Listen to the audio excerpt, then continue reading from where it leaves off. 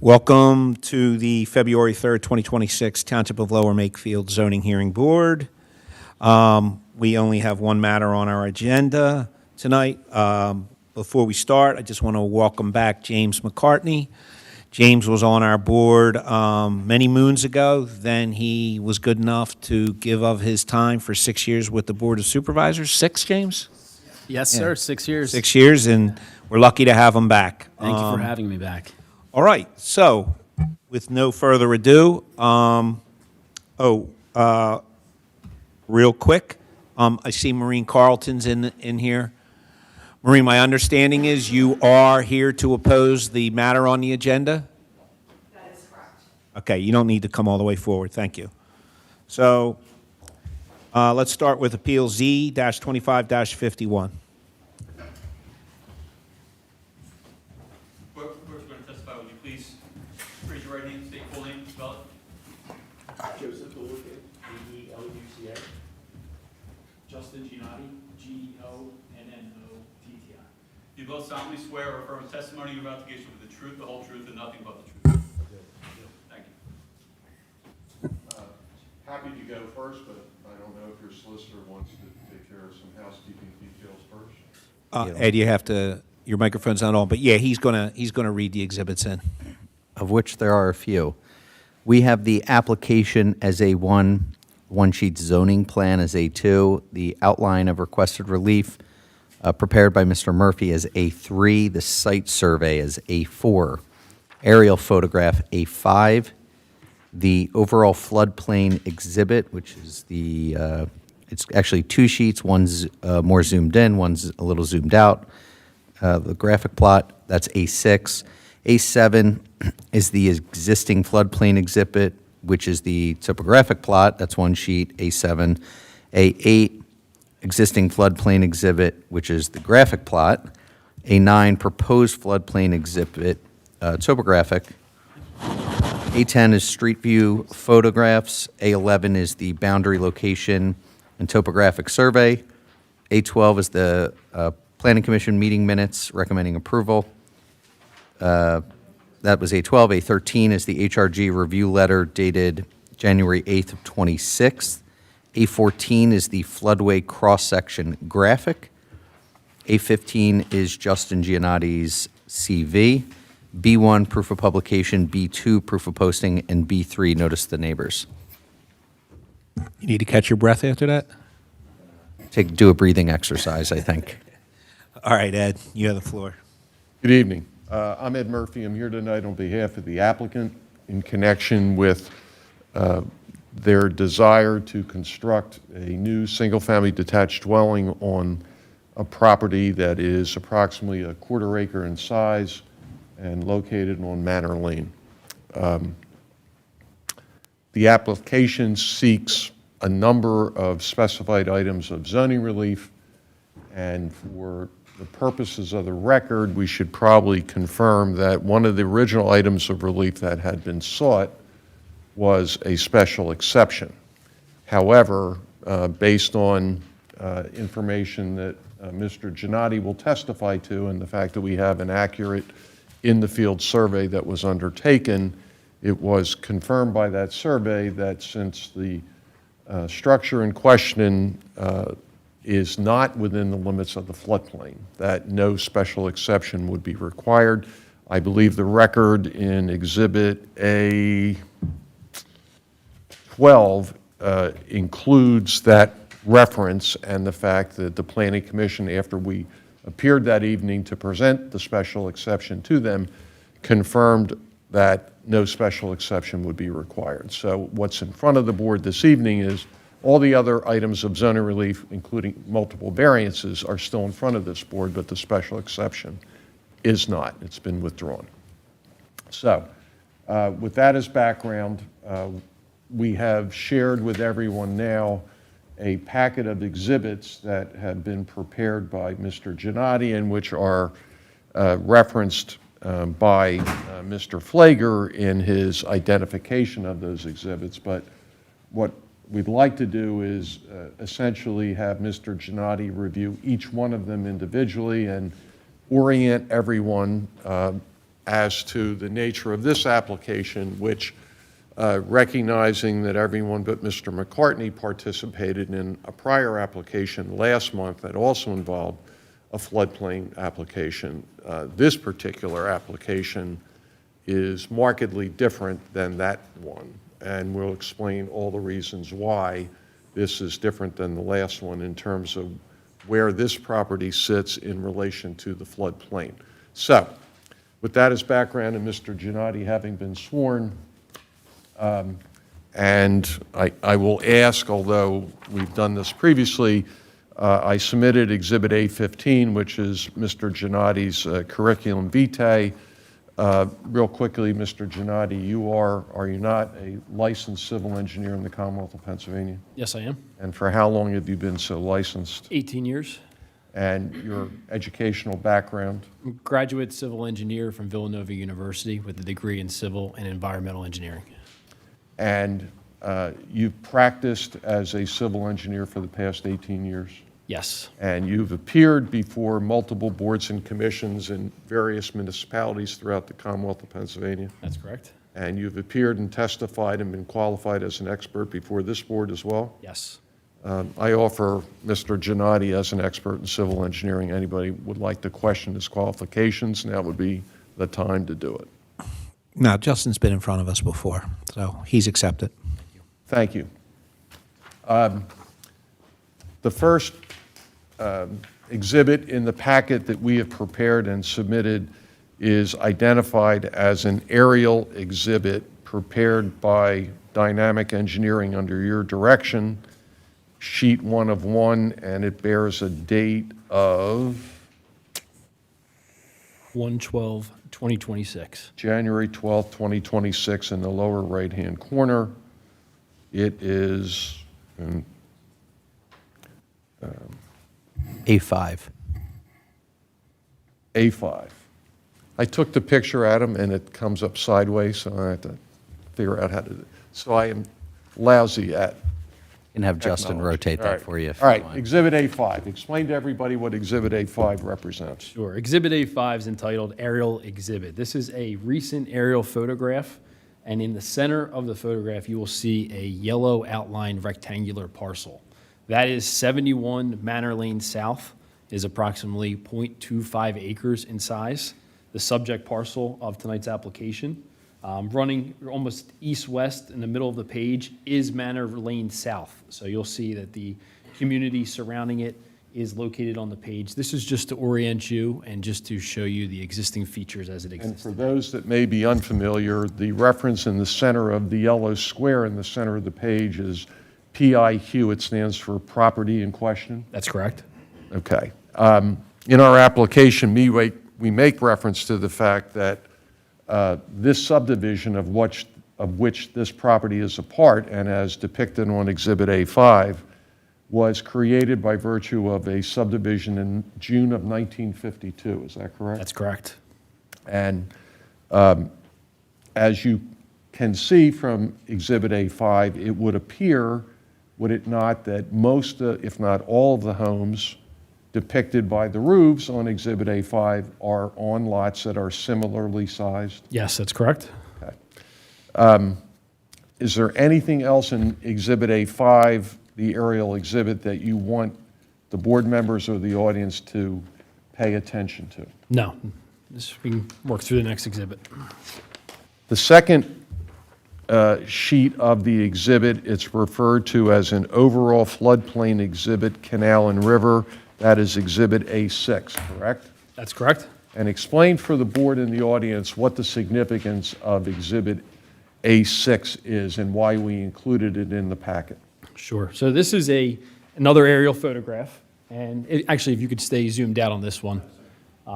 So this one is intentionally done so that you can see the orientation and the location of the property, still labeled in the center of the page with the yellow square PIQ, in reference to the Delaware Canal, which, if this works, a little lag here. It's in the lower left that runs southeast to northwest, right?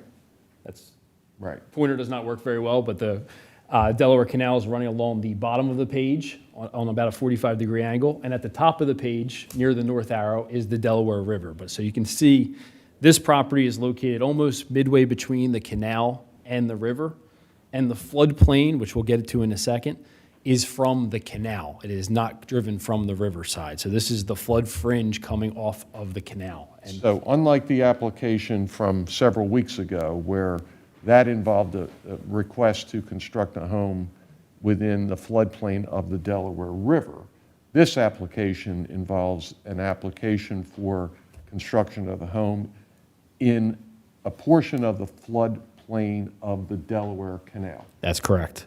And the shaded blue on Exhibit A6 with some tentacles extending from it is the mapped floodplain of the Delaware Canal, correct? Correct. And just to clarify, that is the FEMA graphical plotting, and we'll get into the difference in a second. This does not take into account a field survey of topographic conditions. This is just based off of publicly available data.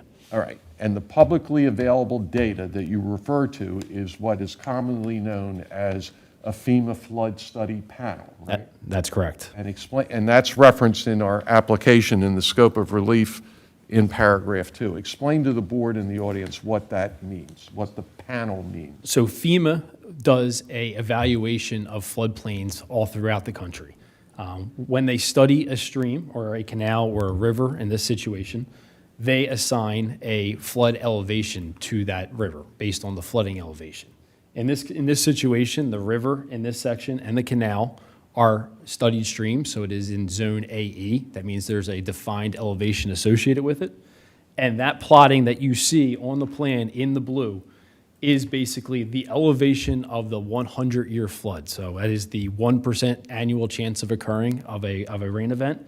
That is the extent of the floodplain of that 100-year event based on only a graphical plotting of that studied stream. So what's in blue as it emanates from the Delaware Canal in an easterly direction towards the river with its irregular shape is none of it is based on a survey. Correct. Right.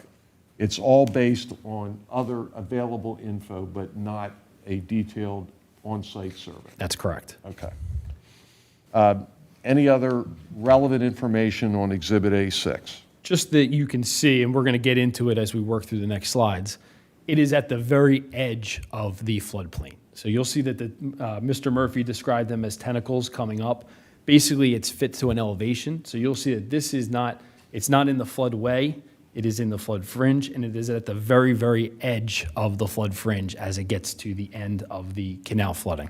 And graphically, you can see that for now, and we're going to drill down on that. But you can see on Exhibit A6 in the center, the same PIQ reference and the same yellow square around that quarter-acre lot would appear from a layperson looking at it that a portion of that site may be in the floodplain of the Delaware Canal, but a portion, at least on Exhibit A6, looks like it may not be, right? That's correct. Okay. Let's look at the second sheet of Exhibit A6 that is entitled Floodplain, Overall Floodplain Exhibit Canal, correct? Yes. Now this Explain the significance of that sheet, which is also part of Exhibit A6, which is 2 sheets. It's the same exact image, just zoomed in to be a little bit more clear on our lot, which is still labeled as PIQ. And the importance of this slide is just so you can see it a little bit more detail, what I was describing before, that from a graphical plotting, there's only a very small portion of the very, very fringe of the floodplain which actually impacts this lot. That is really the only relevance of this slide, to just show you how it hits the lot with a little bit more detail. Okay. The next sheet is identified as Existing Floodplain Exhibit Graphic Plot, and that is Exhibit A8, correct? Yes. Describe for the benefit of the board why you prepared this exhibit. Okay, so this is, as we step down, we were at I'll call it a 10,000-foot view, and we're stepping down a little bit closer, seeing the lot. This is a zoomed-in aerial image showing the limits of the graphical floodplain as it impacts the lot. So as you were seeing on the other slides as we worked into it, a portion of the front yard was in the floodplain. This is just showing you from a graphical standpoint exactly where it hits the lot from an aerial. We also added the benefit of the field survey so you can see the house and the limits and everything around it. But again, this is just the graphical FEMA plot, not based on a topographic survey yet. Right, so this, as a layperson looking at this, I would look at the several sheets before it, and it would appear, at least from those graphic depictions of the blue floodplain of the Delaware Canal, that the front portion of the property in question would be within that flood area, right? That's correct. And that's what Exhibit A8 shows. Yes. In the front yard, that irregularly shaped darker green Yes. configuration, And it's a right? little clearer on the screen, and yes, it's that area just in the front yard, and that's the same image that was shown on the other slides. Okay. And it also obviously shows the roof of the home that's there today, correct? Correct. Anything else of significance as we further drill down into how the floodplain of the Delaware Canal impacts this lot? No. Okay. The next slide or sheet is existing floodplain exhibit topo plot. And before we talk about it, explain how this is different from the earlier slides. And this is marked as Exhibit A9. Okay, so I referenced that FEMA does not have the benefit of having a field survey of the entirety of the country. So they use LiDAR, publicly available topographic data for their plotting. When you go through any type of building process, or even when you go through flood studies, a topographic field survey, which involves a surveyor on the ground taking field shots tied to a FEMA datum, is required to actually establish where that floodplain is in reference to the house. So in this situation, the canal and the river have a studied base flood elevation. That is the flood elevation along a certain section of 35.5 feet. So we did a field survey. That is what you see on this image. And what you see in the image is actually the plotting of where that 35.5 contour elevation hits the property. It is a little different than you saw in the previous slides from the FEMA plotted elevation. Actually, the area shown in green is the entirety of the floodplain as it impacts that lot. So a portion of the lot outside of the existing house is by elevation within the 100-year floodplain of that canal. So if you go back, and this highlights the need for an actual. Okay. Comparing A9 to, This is actually A7. The existing, A9 is the proposed floodplain. Okay, A7. The one. That one. that's Okay, A8. this is A7.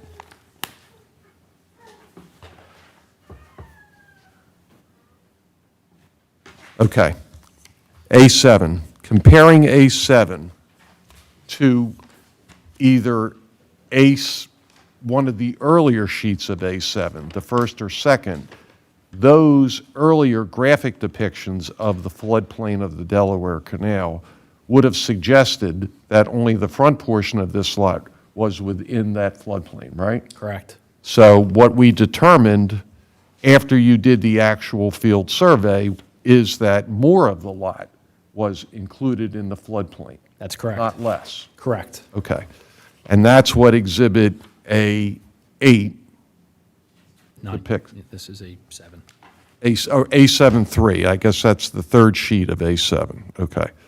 So area, in A7-3, the existing floodplain exhibit topo lot, everything in the green color is within the floodplain of the Delaware Canal. That's The area in white, which is in largely the center of the lot, is outside of the floodplain. Correct. And purely by happenstance, at least to a layperson, it appears that the entirety of the existing home is outside of the floodplain. That's correct. And this house was built when? 1957. Okay. Without presumably the benefit of any of the information we now have. Correct. This house was built outside of the floodplain. Correct. Okay. The next slide or sheet is identified as a floodway cross-section.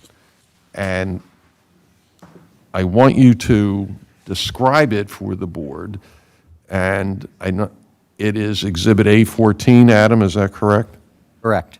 And this is not site-specific, I don't believe. This is more to identify the differences between the individual component parts of a floodplain that would include the stream channel, the floodway, and the flood fringe, right? Correct. Yeah, this is really just for, this is for informational purposes. I feel like there's a little bit of confusion when you say floodplain because the floodplain is actually the entirety of the stream canal, which is known as the floodway, which was the application you guys saw last time, was actually in the floodway. And that is the area between the banks and pretty much a little bit outside of the banks, which is necessary to convey the normal flow of floodwater. What we are talking about is actually the flood fringe. So there's an area outside of the banks of the stream canal and the area necessary for what is necessary to carry normal floodway, which actually is where that flooding water may extend to during a 100-year storm. Now, if you see here, the floodway is actually in the center portion with the stream canal. Outside of that is the flood fringe, and that is established by that base flood elevation. So in our situation, 33.5 is this base flood, this BFE right here. And if you see that as you get out to the flood, that flood fringe extends to where that elevation hits on adjacent properties.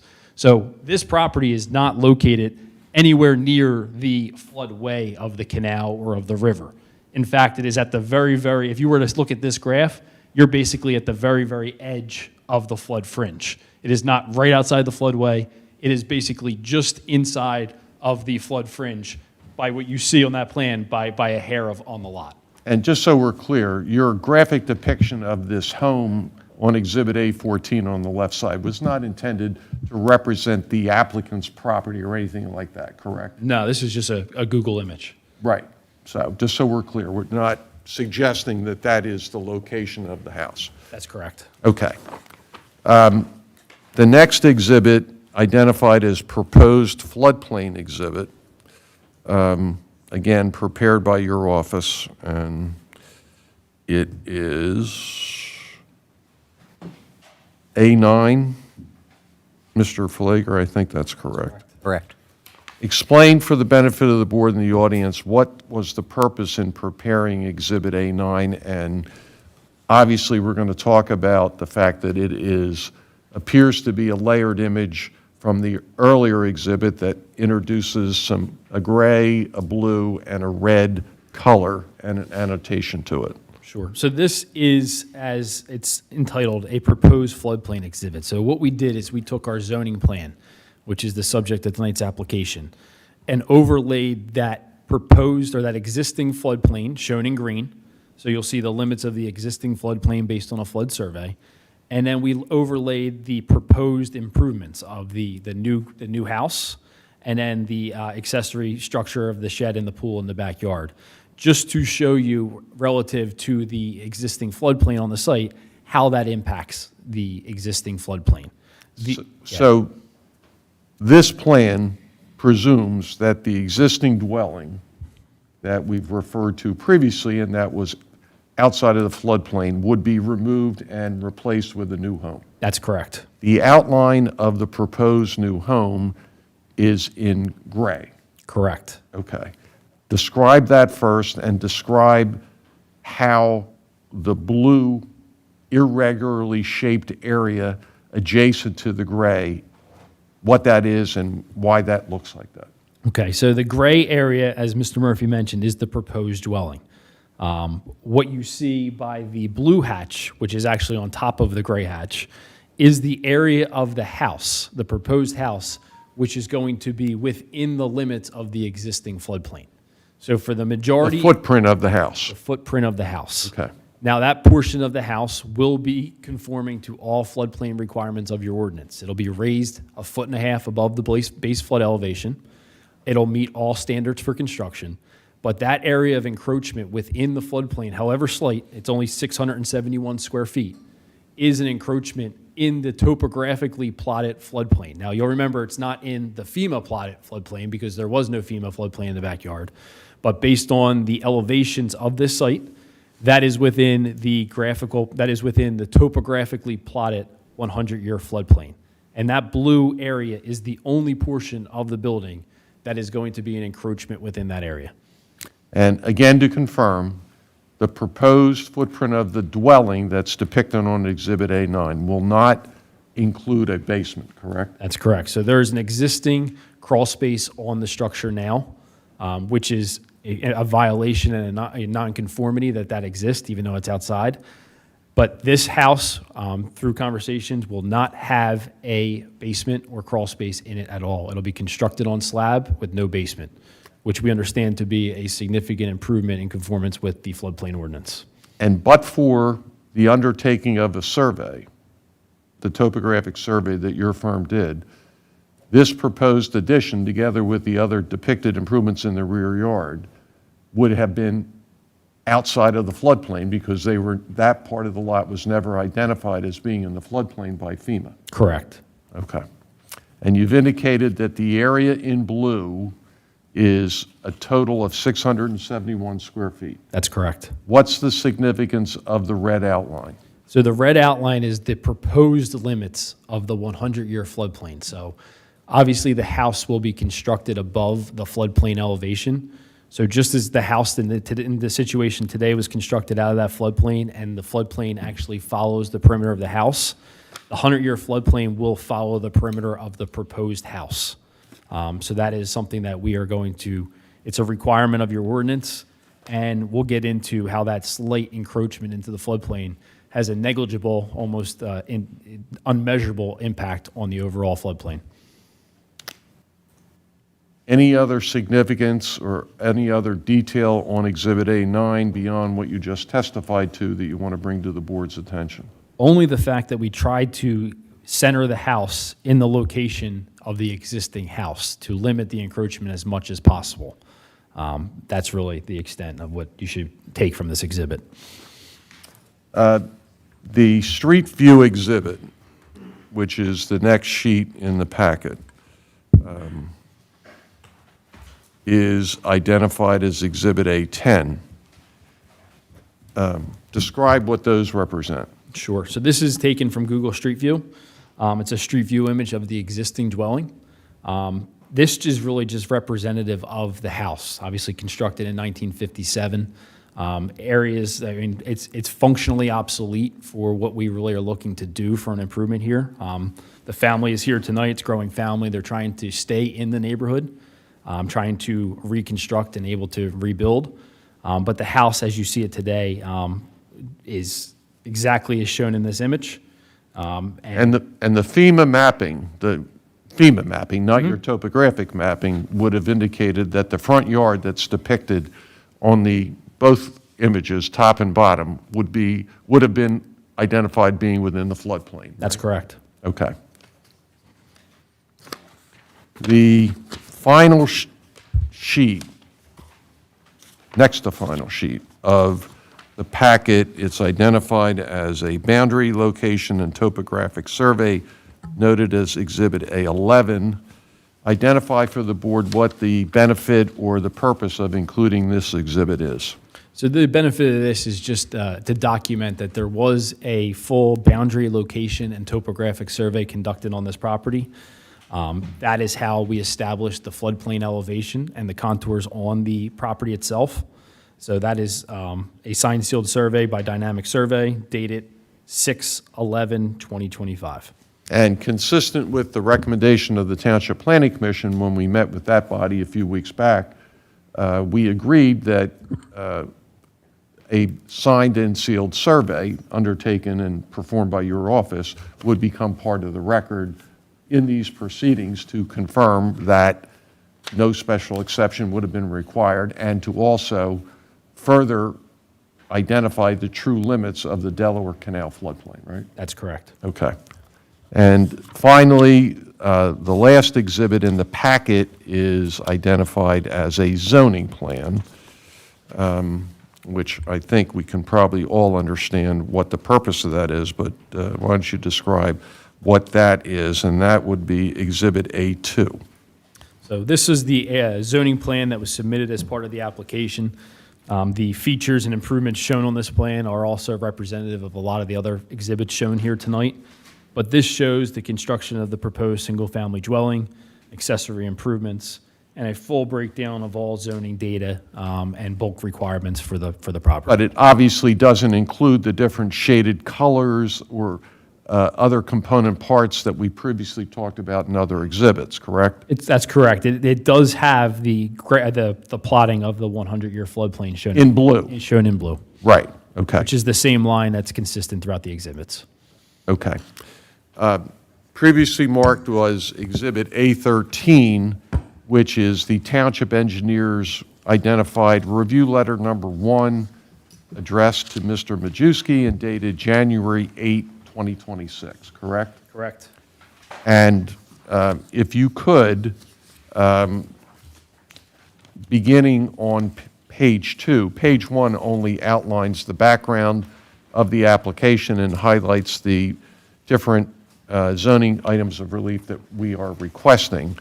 But the comments on the second and third page of that review, if you could go down each of them individually to respond to the comments. Sure. Do you want me to read the comment or just the answer? Summarize the comment and explain your response. Sure. Starting with number 1. Number 1 is a comment to include all zoning requirements. Now, this is, again, part of a 1946 ordinance. We met with township staff, and we are actually applying the R2 standards to this, but long story short, for this comment, we previously coordinated all requirements with the zoning officer. What is shown on the zoning plan is consistent and is also reflected in some of the zoning relief requested tonight. But that comment, number 1, is incorporated in the zoning plan Exhibit A2, correct? That's correct. It's satisfied. Right. Item number 2 requests a wetland delineation. There's no wetlands on site, and we'll provide further documentation, but no wetlands or hydric soils on site, And you know that how? based on a field evaluation, but we will confirm it with as we move forward in the building permits with a professional documentation. Item 3 simply says you got to get a permit before, you need a building permit before you could do anything. That's obviously a will comply. We'll comply. Item 4 talks about providing and locating utilities. They're going to be located, they were located and they will be designed on the building permit plan, but there's existing utilities on site today that will be reused for the proposed dwelling.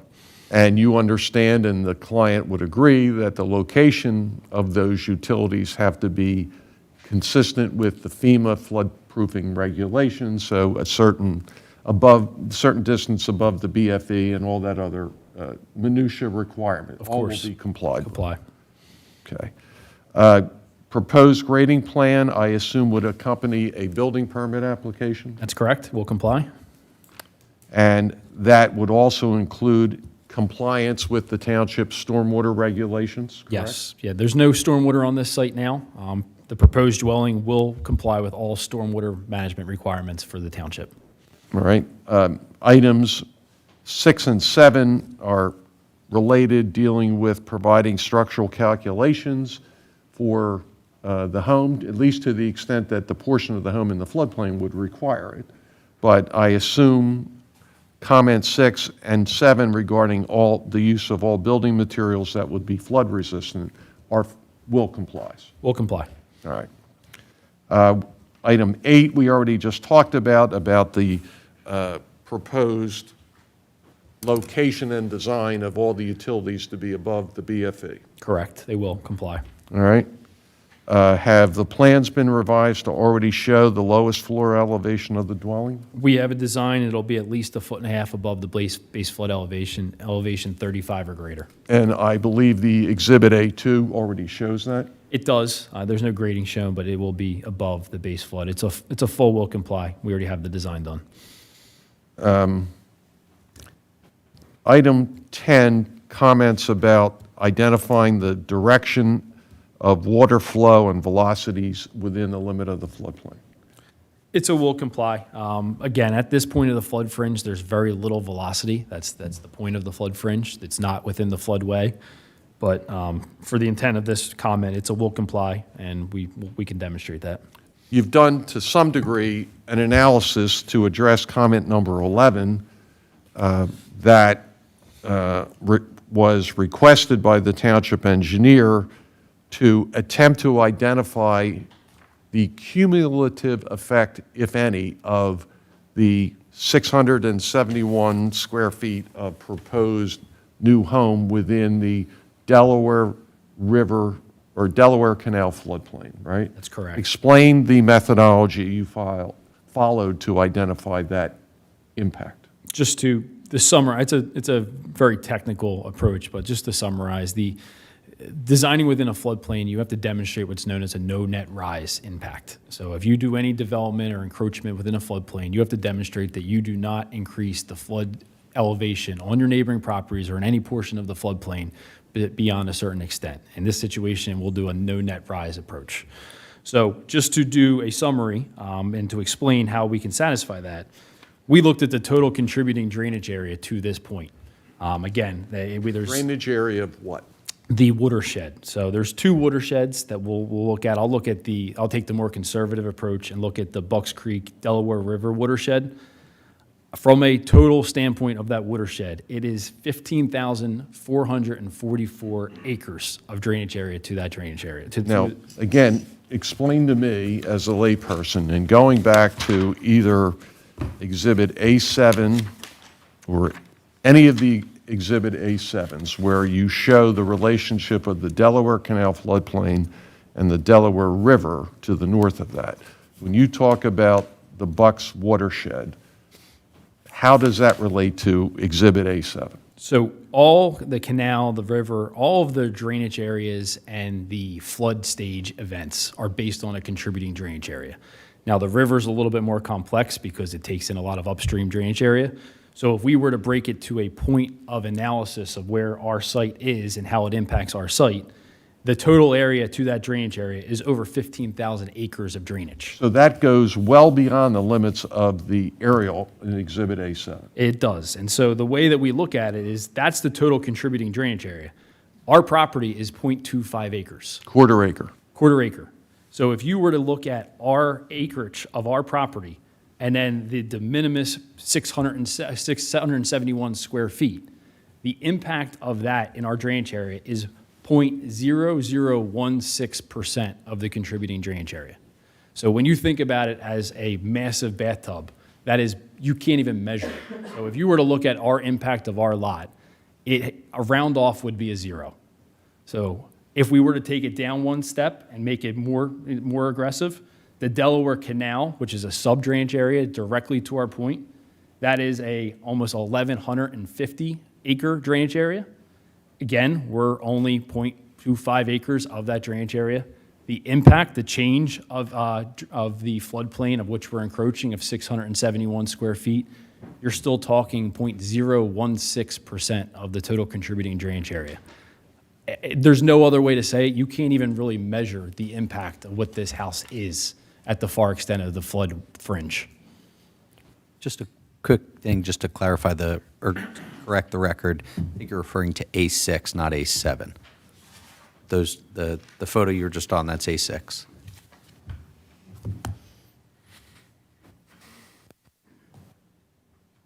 I think you're correct.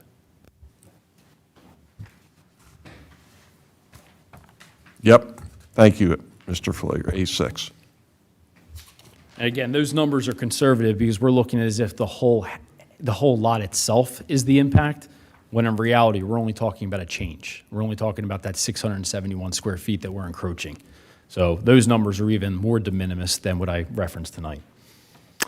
Comment 12 from the Township Engineer's review of January 8, 2026, requests that at the appropriate time, that documentation certified by you or an architect that any construction would be adequately designed to withstand pressure, velocities, impact associated with the base flood. That's a will comply? We'll comply. All right. Item 13, that at the appropriate time, an erosion and sedimentation control plan be provided, presumably with any building permit application. We'll comply. Similarly, a signed and sealed elevation certificate, That's a will comply at the building permit stage. and any required permits from DEP for any encroachment within the floodplain. Of course, during building permit stage, that will be obtained as necessary. Okay. 16 is one we've already testified, or you've testified to, that this proposed structure, new home, would not contain a basement, and that all requirements for the finished floor elevation will be met. That's correct. No basement, and everything will be elevated as required by the ordinance. Similarly, comment 17 regarding any requirements to place fill in the floodplain would be met. Yes. All right. What would those require? So similar to the evaluation that I just presented tonight, it would be a further documentation of the volume of fill, if any, of a net change to the floodplain, and how that has a negligible or zero impact on the surrounding neighbors and overall floodplain. Item 18 is a cautionary comment that suggests appropriately that the zoning plan doesn't show any proposed on-site stormwater management, but that at the appropriate time, when a building permit would be submitted, you would agree that any such building permit would include a designed on-site stormwater management facility that would have to be reviewed and approved by the township engineer, correct? Acknowledged, yes, we will. Okay.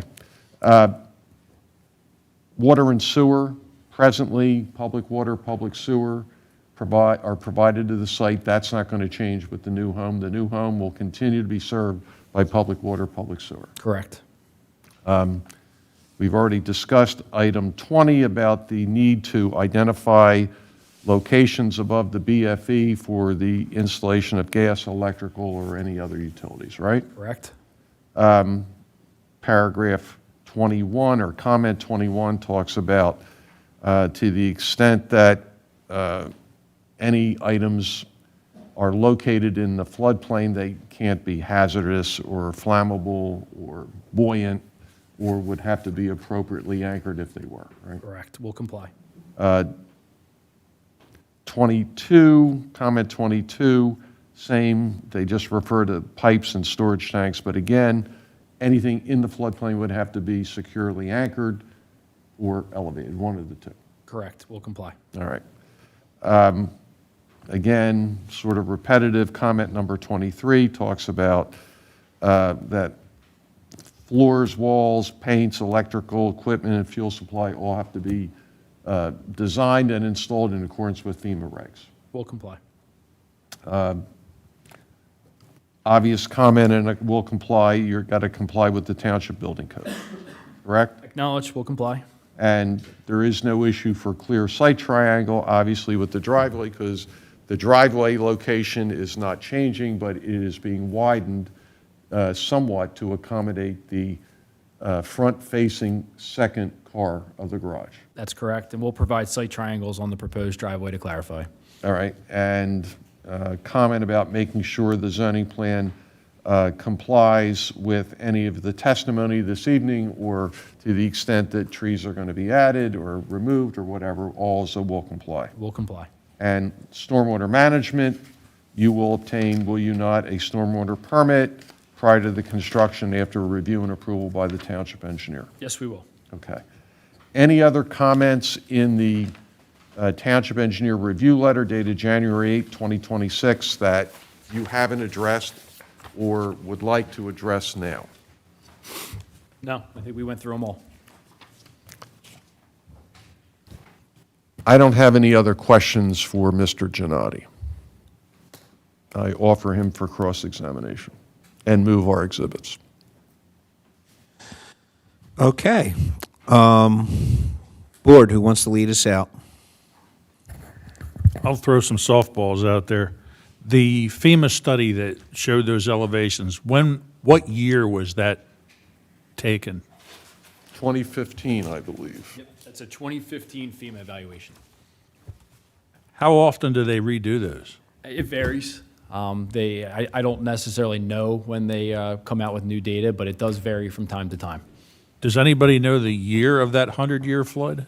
2000, no, the study was done in 2015. That is the baseline for all FEMA evaluations right now. So any flood study, any insurance is going to reference the 2015 FEMA flood evaluations. Now, if you're talking about the 100-year flood event, Yeah. so that is what's designed for in the FEMA evaluation. So it's all, I'm not understanding the question.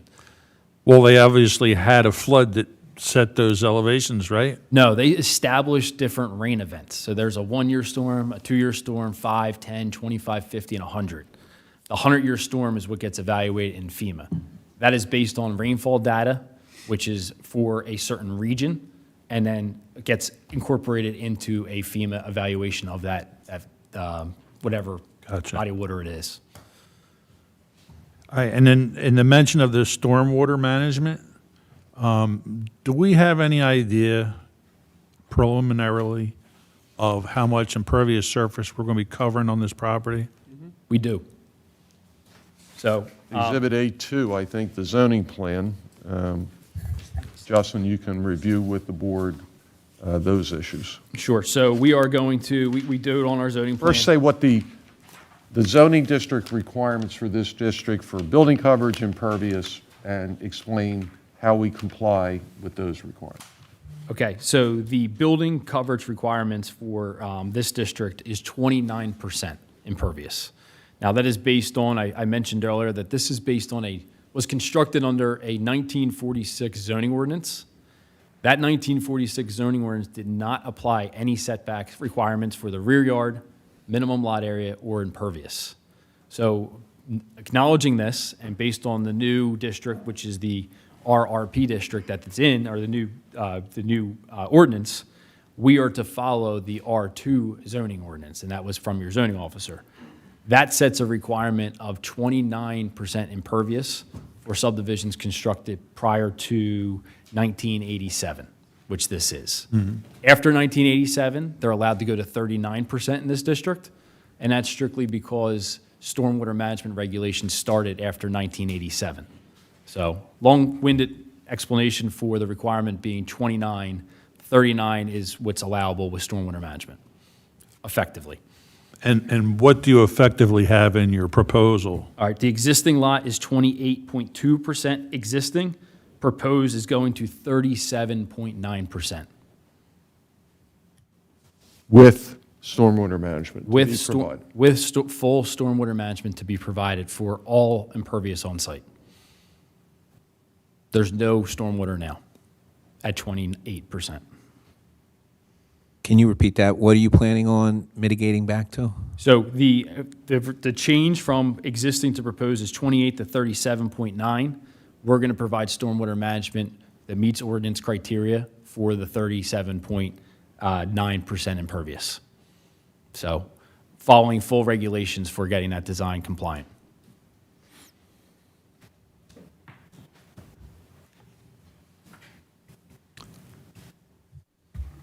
I don't have any other questions at this time.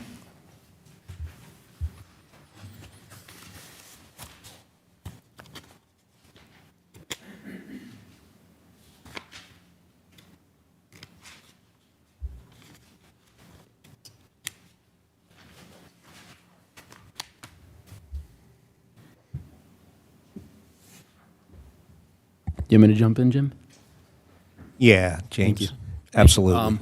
Thank you so much. I just had a couple of general questions, and Mr. Murphy, you might be able to answer these, or the applicant actually might be able to answer these. They purchased the house in 2021? Correct. Okay. And in 2023, there was a major event in that area. Correct. Was there any damage to the house during that event? There was no damage. There was just a smidge of water in the crawl space, but no physical damage to the crawl space and/or the house. Okay. And how about on the street? Water on the street? None? Okay. Yeah, there was no water on Manor Lane. Okay. I guess the question that we always have to ask as the board, so the hardship here is, and I think that Mr. Giannotti, you mentioned that the property, in your opinion, was functionally obsolete. The house it is, correct. Can you explain exactly what that means, and how you determine that? As we mentioned earlier, the house was constructed in 1957. There's been some slight renovations to it. The footprint of the existing house is long, but not very deep. So programmatically, for a young family, as you know, they're here tonight with their baby, most likely growing family. They'd like to have, you know, a 4-bedroom, 2.5 or 3.5 bath house, 2-car garage. As we said, no basement. So all the mechanicals have to be housed in the home itself. So there's no renovation, or it would be, the renovations that you'd have to do would be so substantial to make the house programmatically work as a house would in the, 2026.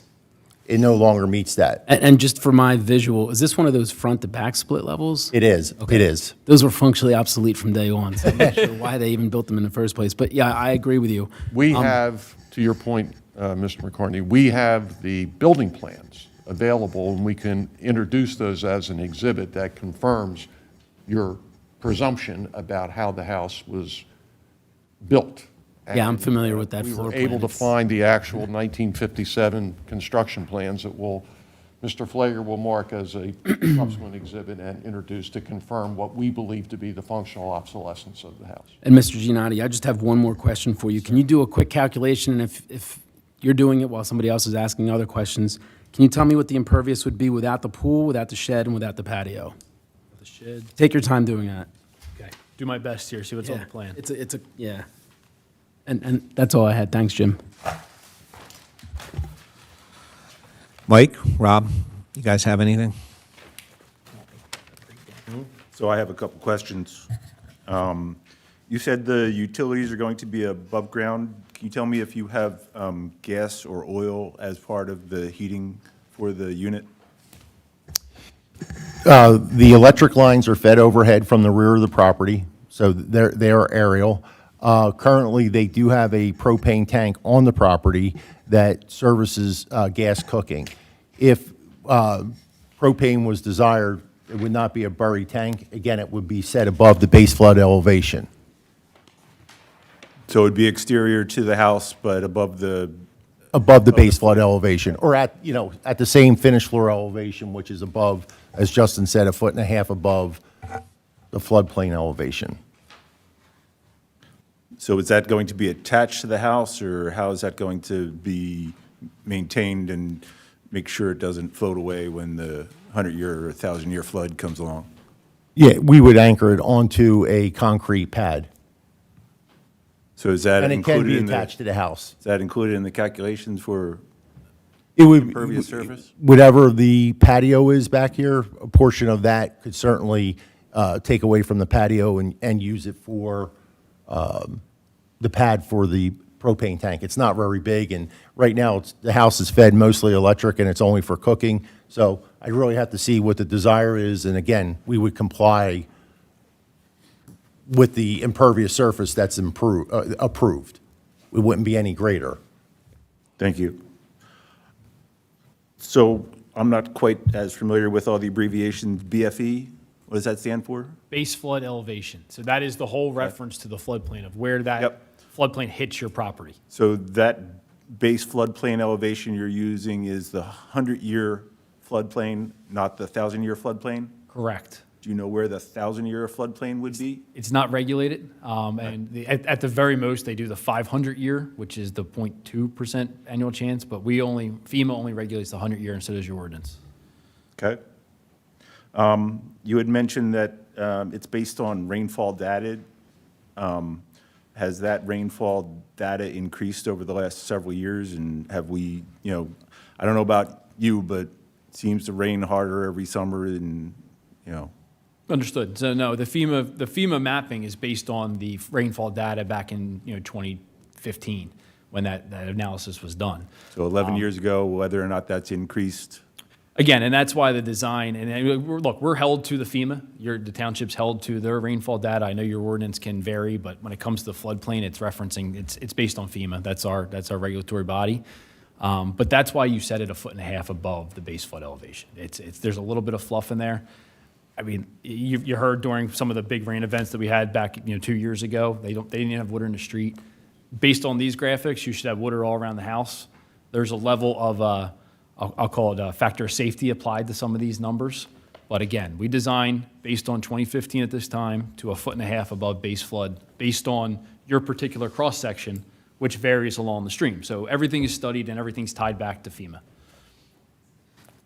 And you had said that there would be no net rise, but there is a slight net rise that is going through. That's No, being so requested. there's a slight encroachment into the floodplain.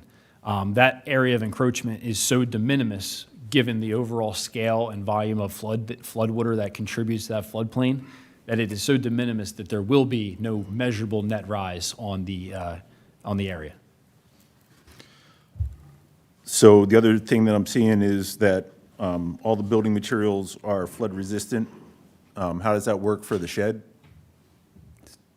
Pressure treated, right? Yeah. Yeah. Exactly. The shed would be pressure-treated materials. Okay. And it's not inhabitable space, but it'll still be, designed to your standards. That's all the questions I have.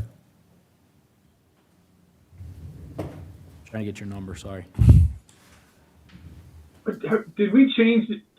I thought we were still considering the swimming pool as impervious. It's, your ordinance, your zoning ordinance is twofold.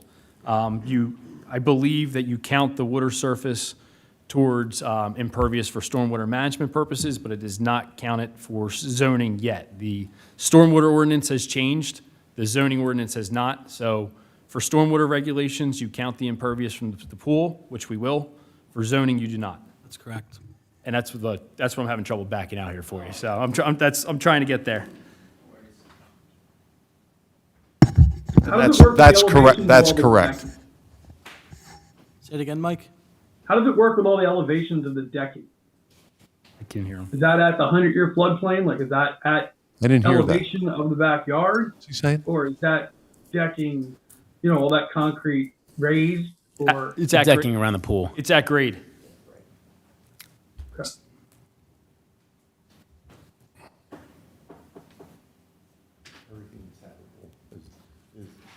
Yes. Can, Mr. DeLuca, can you tell me what the total size of the new house is going to be square footage-wise? Talking, you can leave out the garage. Right. So the living area of Living the home, area. can you hear me?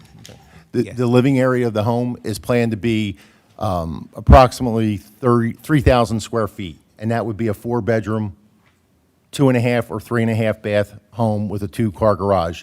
The square footage I gave you does not include the garage. Thank you. Yeah, so I'm trying to understand, I get what James said, and I get the assertion that front-to-back split levels have really lousy functional utility. There's no ifs, ands, or buts. I don't know why they were ever designed, but I just don't know that we need to build a 3,000 square foot house and go back 25 feet off the rear property line. Like, in my mind, I think I'd like to see a more modest house. I'd like to see it push over a little closer to the right so you're able to still save some square footage. I don't feel like this property is sterilized. I know that language was used in one of the exhibits.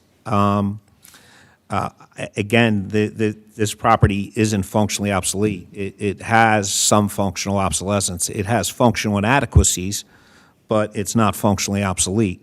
So, I'm sitting here and I'm thinking, we don't need to be 25 feet off the rear property line. We could push this house further over to the right. Not that I'm trying to redesign people's houses, mind you, but and we would be able to stay a little bit out of the floodplain. We'd be able to possibly solve for the rear setback or at least mitigate for some of it. Another question I have is, Justin, where do you envision the stormwater management, like the seep? I'm assuming you're planning on using a seepage bed? Yes, sir. So that was going to be my comment back to you with the configuration of the house. We're intentionally leaving that area to the right of the house open for stormwater management purposes. So that is the intent here. I understand that. I figured that. Yeah. So, I mean, isn't it possible to put that seepage bed pretty close to the right property line and basically stretch it longer from front to back as opposed to wider and still pipe downspouts to it? Sure. I mean, yeah, we can configure it in such a way. It is going to be a rather large system, given the amount of pervious that we have to manage. And also, I'll go back to the zoning ordinance that we are governing, that we were under, had no rear yard setback requirement. In fact, if you apply the 1946 zoning setback to this property, it actually goes in front of the front yard, because the zoning ordinance that created this lot is obsolete and was never functional for what it was. So we are applying the R2 district, and just based on the conversation with the zoning officer, the 45-foot, I mean, these are quarter-acre lots. We're doing our best to conform, and I understand that, but that is the only criteria that we're deficient on when it comes to I'll call it a bulk requirement of the lot. Generally, with setback issues, I have less of a problem when there's not negative public comment, so I always like to see where the public comment is. Yep. If there's rear neighbors who are concerned about it, it becomes a problem to me, because again, Understood. you know, I feel like we have ordinances for a reason, and our neighbors rely on us to adhere to them when it affects the enjoyment of their own property.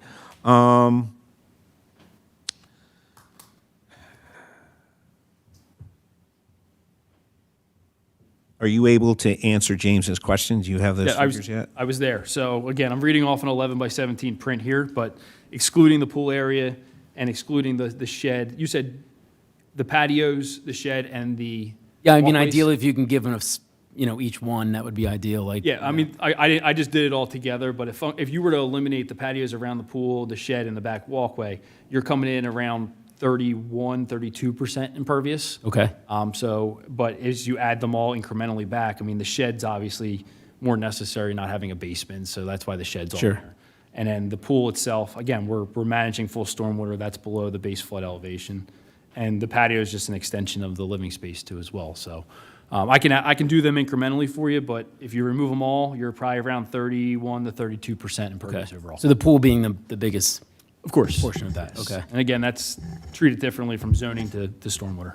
And I think, to the chairman's comment, I think we have to all be cognizant that if the house is going to be built in accordance with FEMA regulations, that there are going to be areas of that 3,000 square feet that are going to be devoted to the electric, all the other utilities that have to be above grade. We didn't exclude those from the 3,000 calculation that Mr. DeLuca provided. He only excluded the two-car garage. So all of us need to be mindful that that 3,000 is not necessarily a net usable area, because we're going to have utility rooms and other types, without a basement, you're going to have other types of areas that are going to have to be devoted to those types of uses that you might not have in a normal circumstance.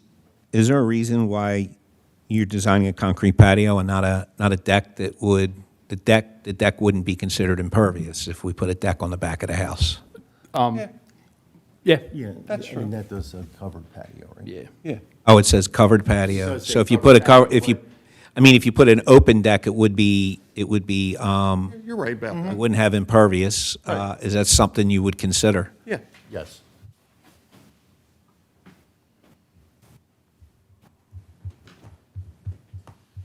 Are we keeping the two big trees in front of the property?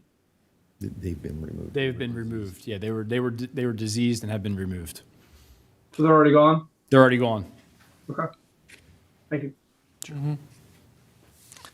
So, Justin, Yes, sir. when Mr. Murphy led you through, I think it was 25 different items that the township, 26, that the township engineer and the township engineer's letter, Item number 2, provide a wetlands delineation or an absence presence memorandum indicating whether wetlands are present on site. Additional relief may be required if wetlands are found to be present on the site. Okay, so that's just a concern of mine, because we don't have that right now. There's no wetlands So on this property. you know factually there are no wetlands on that property. There's no wetlands on this property. It does not meet the vegetation. There's no hydric soils. We can get you a formal sign off, but I can assure you there's no wetlands on this property. 100% certainty. Okay, that answers that question. Thank you. Before I ask for, can you hold on for 1 second? Yes, sir.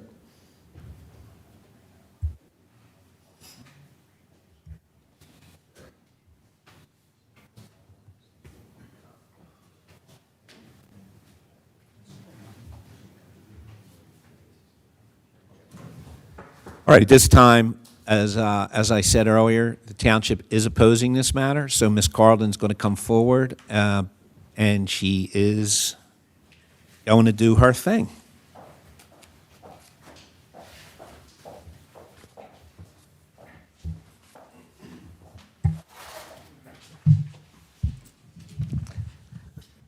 Thank you, Mr. Chair. Just a few questions for Mr. Giannotti.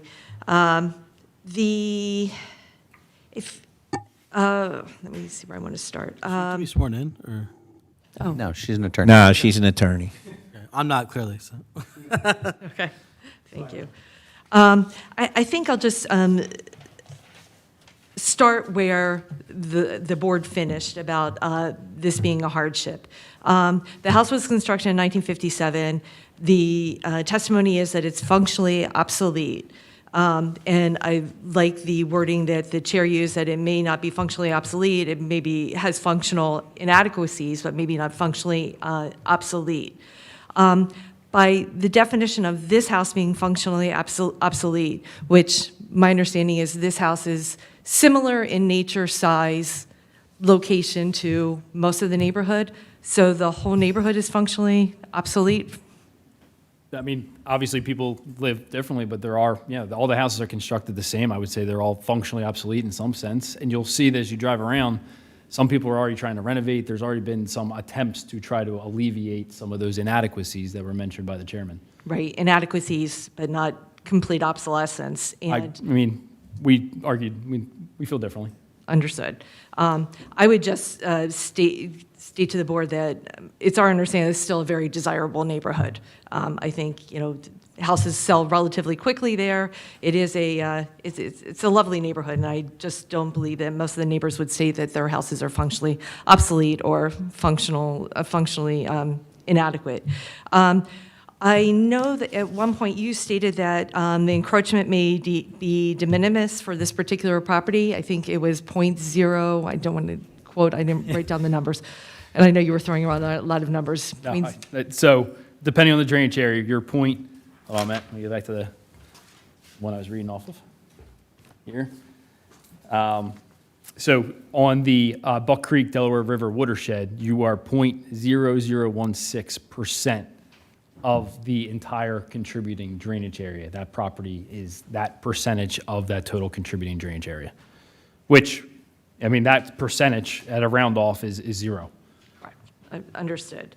But cumulatively speaking, if all houses were to do what the applicant is proposing, cumulatively speaking, I know 0 + 0 is 0, but if you look at all of the percentages and continue to add that up, we're at a point where there could be some impact. Well, I mean, if you look, there's only a certain amount of houses that only have a portion of their property within the floodplain at a very small percentage. So the fact of the topographic information of our property and the 671 square foot of encroachment, I'll argue to say that there's very few houses that could be so de minimis in that area. Okay, thank you. And I just have a quick question for our engineer. I believe Kyle is on by Zoom. And Kyle, I know Mr. Giannotti and Mr. Murphy went through your letter of January 8th, specifically pages 2 and 3. Maureen, before you proceed, can we swear Kyle in, please? Oh, sure. I'm sorry. Mr. Turner, would you please state and spell your full name? Kyle Turner, Kyle You solemnly swear or affirm the testimony you're about to give shall be the truth, the whole truth, and nothing but the truth? I do. Mr. Turner, just want to verify that the answers that Mr. Giannotti recited to you in answer to your January 8th review letter are acceptable? Yes, I don't have any concerns about anything presented. The only thing, like you noted, was that, obviously over the whole watershed, when you look at it cumulatively, if this were something that were to be passed by everybody, there would be some form of an impact. Okay, there's no concern with item number 6, that that all of the materials, et cetera, the structures, including the shed, will be anchored to prevent flotation, collapse, or lateral movement? Is a good point. There would be concern with the pool. So the pool would have a concern during flooding events to be able to pop out of the ground. So they would need to design the pool to be able to mitigate those issues in some way, shape, or form. That would probably be the biggest thing that would stand out to me. Okay, thank you. And that, just to clarify, that could be done. And if you do look at the aerial, there's existing pools within the floodplain in this neighborhood, in fact. Okay, a few, not many. There are a few, correct? No, but it can be designed to accommodate that comment. Okay. At the end of the day, the township has a robust flood ordinance because of problems that have existed in the township previously and very recently. And when looking at the ordinance, the zoning hearing board shall consider at a minimum the following: that there's good and sufficient cause, and that the failure to grant the variance would result in exceptional hardship to the applicant. I know that was brought up. I started off with that. I don't know if that has been met. I believe that the house is, again, it's a house. It serves a purpose. It was purchased as a house for this young couple, and they have been living there since, I think, 2021, I believe. I understand the reason to want to stay in the neighborhood and want to improve the property. However, this may not be the property that they should choose to improve, just because of its location. And with that, I would just thank Mr. Giannotti again for how he started off in explaining how a floodplain is more dangerous to build in, or floodplain is more generous to build in than a floodway, and a floodway does have dangers. And this, again, is in a floodplain, flood fringe, not the floodway. Correct? Thank you. Okay, thank you. Before I ask for public comment, does anyone want to redirect? Is there any public comment in the room?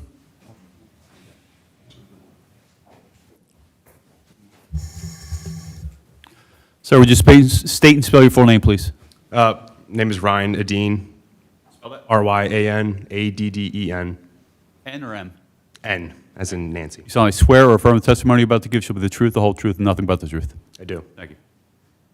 I'm Pat's, the applicant's neighbor. I live across the street at 70 Manor Lane South. Excuse me. I'm for approval of the applicant. I see no issues with this personally, but we grew up in Yardley our entire lives, and I know we plan to, grow up here and stay here for the rest of our lives. So, yeah, that's all I have to say about that. Any questions? Thank you. Thank you. Any additional public comment in the room? Is there any public comment online? No one online. Mr. Murphy? Just to make it clear from the tenor of some of the comments from board members and from the township solicitor, I think you get the sense we're willing to be flexible in terms of trying to address some of the concerns that some of the board members expressed about the pool or reducing the size of the patio, or maybe trying to figure out how to better fit the home within the existing non-floodplain area and still leave room for stormwater management. If that is a concern, I think you should understand that we're willing to be a little more flexible to try to achieve some sense of addressing those issues, so. Well, I definitely needed to hear that. But I don't know how we, short of having revised building plans or revised zoning plan, I just don't know how we come to a vote based on that. Can we I mean- offer? Well, if you're, I mean, we could always adjourn, and you could come back with a revised zoning map and possibly bring the building plans. Mr.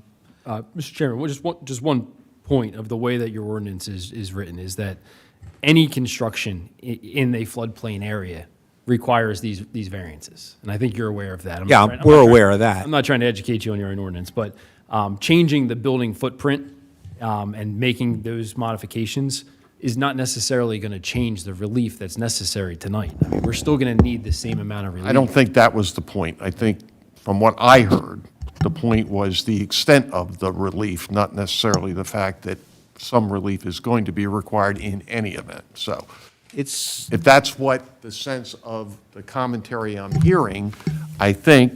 I mean, I'm only talking for myself. I want to be really Well, clear. look, we're all sitting here talking, and I'm listening and trying to understand. So you what hit the nail issue- on the head. It's the extent of the relief, correct? And it has to do with the rear setback. And I have to say, Ms. Carlton made some compelling points. I mean, I basically agreed with her. I basically said it. I don't see the hardship, right? I don't. And I'm also concerned about setting a precedent in this particular neighborhood where a good deal of houses are in the floodplain. So, I'm trying to avoid that. That's all. Well, and I'm trying to avoid an unpleasant result that frustrates my client. If there was an opportunity to do something, modify it to get to yes, I'm telling you that I am open, and I think Mr. DeLuca's open to looking at that. And if that requires the matter to be continued, for you to consider an alternate plan, I think I speak for Joe that he'd be willing to look at that. All right. Mr. Give me a second. May I add something? James, of course. Thank you. So if we look at Exhibit A9, this gives you an idea of where the new building footprint is going to be encroaching into the right-of-way for flood, correct? Is there any flexibility on that footprint to move it down out of that area and over to the right out of that area, so the entire building footprint is no longer in that area? I mean, you're going to shrink your building footprint. There's not a lot of 3,000, there's actually no 3,000 square foot houses in that neighborhood. You do know that, right? So are we building an over-improvement? Are we over-improving what the dwelling's going to be? And I understand functional and making it something comfortable for somebody, but we also have to be within reason, right? Again, certainly within reason. I think the square footage number might have you thinking in a way, but as Mr. Murphy was saying earlier, there's a lot of space in this house now because of not having a basement with mechanical systems and other things like that are going to have to be housed within the footprint of the house, whether on the first floor, second floor, et cetera, additional storage and things like that. So again, if we start to get to the right side of the lot, we're basically back to the same footprint where the house is currently. And what we're trying to do, as we sit here in 2026, is not repeat something that was done in 1957. So I think what Mr. Murphy said, if there are certain suggestions that we could talk about, the release going to be necessary. What kind of heating and cooling systems are you putting in this? Right now, it would be planned to be a heat pump. Okay, so whether- forced warm air heat pump with the condensing unit outside and the. Yeah, just like they air do handler down at the inside. Jersey Shore, Sure. they're Elevated. just put up on, they elevate it to the base flood elevation or above the base flood elevation. So, there's no concern with that, but yes, there would be outdoor units.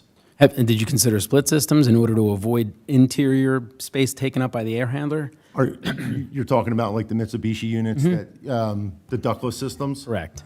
Again, possibilities, but when we talk about, energy efficiency and other things like that, some of the house may be done that way. But I don't want to commit to it's going to be done that way, tonight, because even those split systems have little units outside. Correct, yeah. I mean, so I'm not avoiding putting equipment outside even with a ductless system. Understood. I mean, I don't think the mechanical room, I just don't see why you need more than 100 square feet for mechanicals. Agree or disagree? I disagree. Plus, we're going to need storage. Basements are used for storage. That's a in the different- basement. that's a different Well, question. It's all, I was saying storage, mechanical, and alike. More than 100 square feet is going to be used for, those items. I'm just talking about mechanicals. Well, mechanicals, depending on whether I have a system on the first floor and a system on the second floor, depending on the design. I might have to have two systems. I'm not a fan of shoving them in a closet where they can't be serviced efficiently. So each one of the closets might be between the plenum, the return ductwork, getting it all to work until that's fully designed. I can't commit to say it's 100, 200 square feet. I mean, I realize 200 square feet is a single-car garage, but cumulative between the two systems. Again, I just don't see it. I'm not trying to be argumentative. Me either, but until we get down to those details, I don't know. Yeah, that's what I was talking about earlier, what James said, is I get that, yeah, that's the existing footprint of the house. But, Mr. Murphy's talking about what's compromise look like. Again, I'm only talking for myself. Like, in my mind, compromise is we lose the covered patio, we put a deck back there.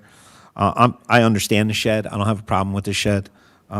Maybe possibly reduce a little bit of the patio surround, the pool surround, and then move this house, stretch it out, parallel to the street as opposed to stretching it deeper into the lot. That's how I envision me being able to get behind this application. I think we have, James spoke, I spoke, we have 3 other board members. Before we, Mr. Murphy asked for a continuance and goes back to the drawing board with Mr. DeLuca and Justin. Do you guys want to give them feedback? I don't want them to waste their time and energy if nobody's getting behind this thing. I'm kind of in the same camp with utilizing more of that space on the right side of the house that is not in the floodplain and less in the back.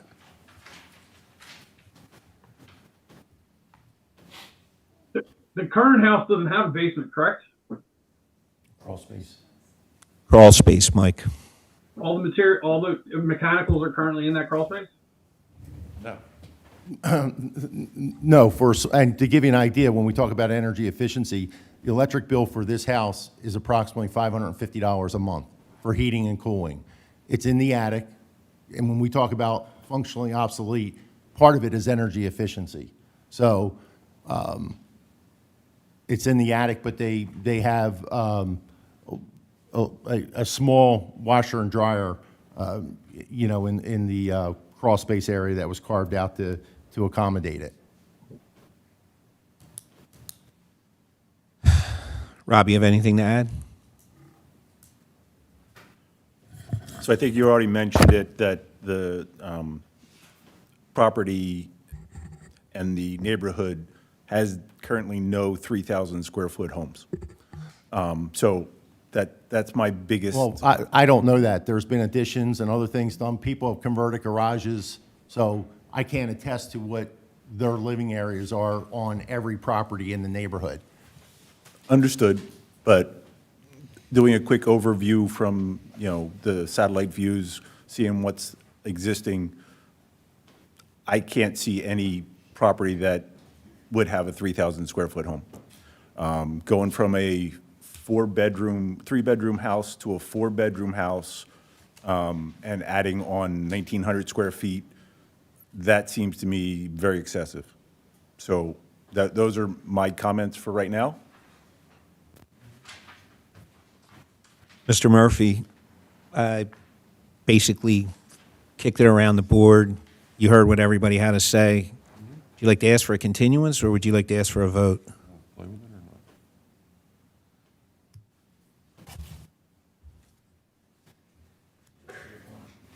Do you guys want to take? If you want to recess, you can have a 5-minute recess as well. Is 5 minutes enough? All right. Okay.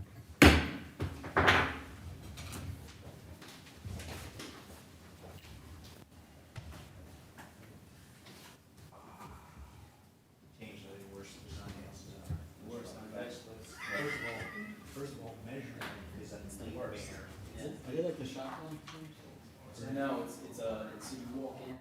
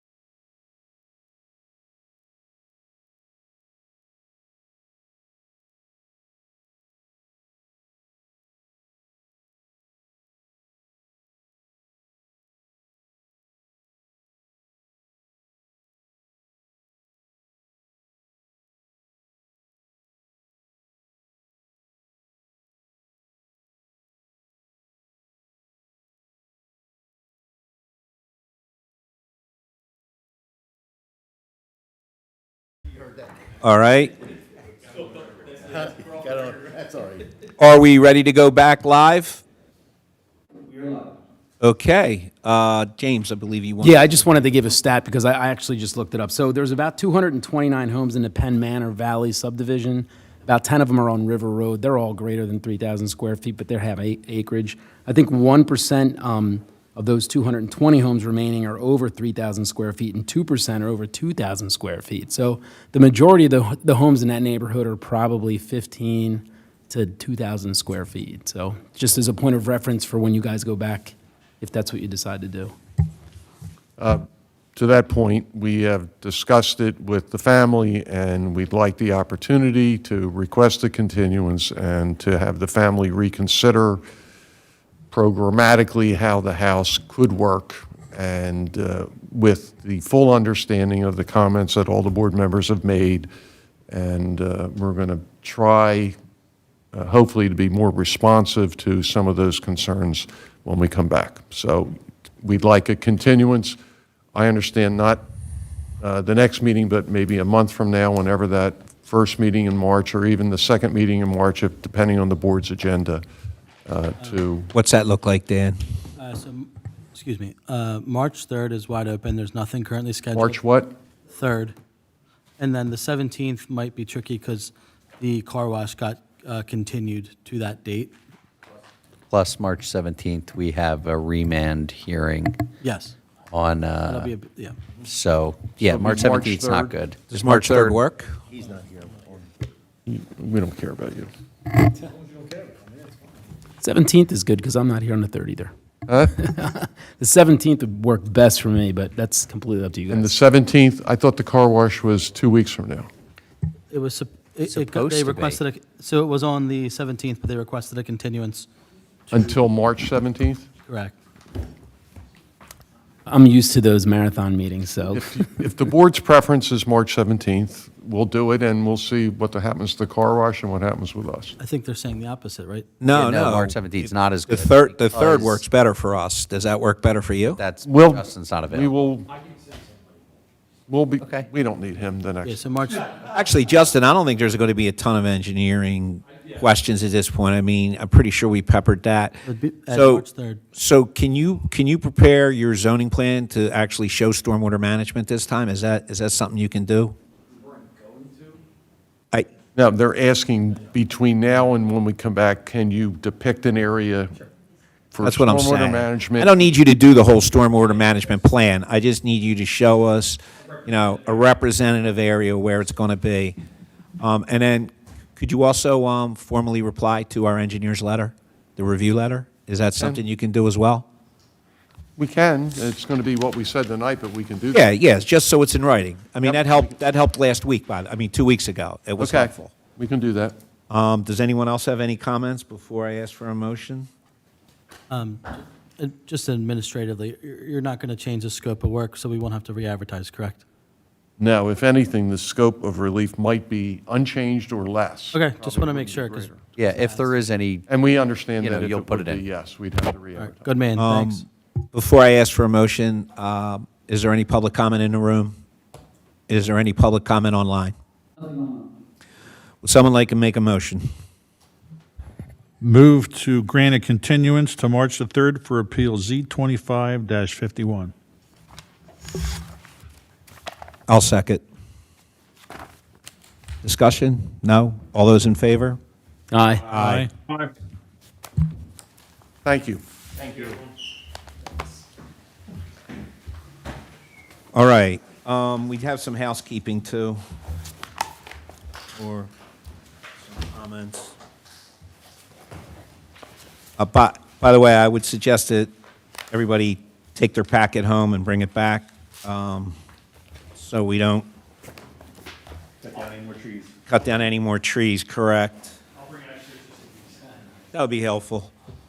All right, so listen, I just want to say this in the minutes. After last meeting, there was a robust discussion and disagreement over some things, and I think philosophically, I want to explain how I view the zoning board. I view us as an independent body. So I don't think, our job is to rubber stamp what the Board of Supervisors is opposing. I think, again, we're an independent body. That's why we have our own solicitor, and the township has their own solicitor. Does everybody, that's my philosophy. I don't expect people to have the same philosophy as me, but does anybody have questions up here regarding why that might be my philosophy? Okay, does anybody have a comment they'd like to make? All right. Someone like to make a motion? Sorry, I would like to make a comment. Sure. So I mean, the ordinances are published, and we can review what the ordinances are. It's not necessarily, it's up for us to interpret the ordinances, correct? It's not necessarily, no, we're here to interpret hardship primarily. Okay? Primarily, not interpret. The ordinances are, they're written straightforward. So again, what I would suggest is the disagreement last week arose from hardship, right? Where I thought the level of hardship merited voting the way I voted, and I thought the solution was better than what exists. So that was part of my equation. So to your point, Rob, there's a lot of different calculus that goes into our decisions.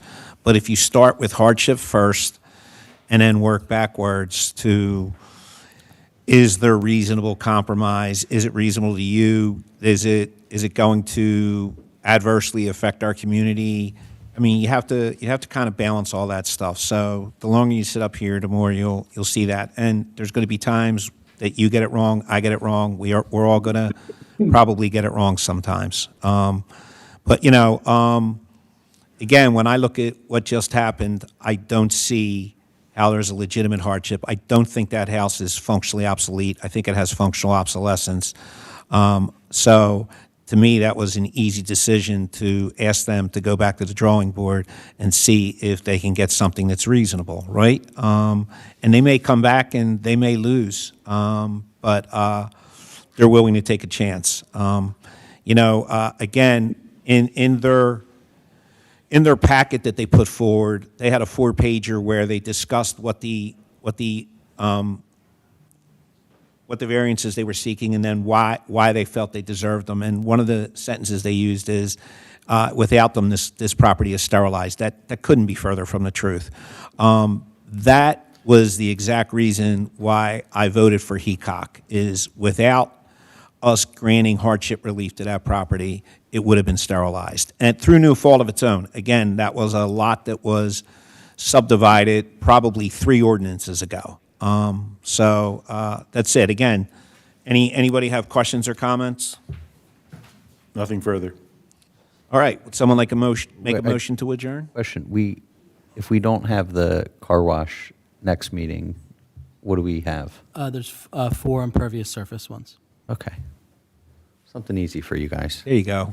I don't believe the township is, We're going to get a layup. Maureen, I don't believe the township is opposing any of them, correct? For the 17th? Correct. If we're still talking about the 3 that Yep, correct. all impervious surface. Yep. Or impervious area. Yep. We're not opposed. Can take a long President's Day weekend then. Thank you very much. All right. Thanks, Maureen. Would someone like to make a motion to adjourn? Motion to adjourn. Second? All those in favor? Aye. Aye.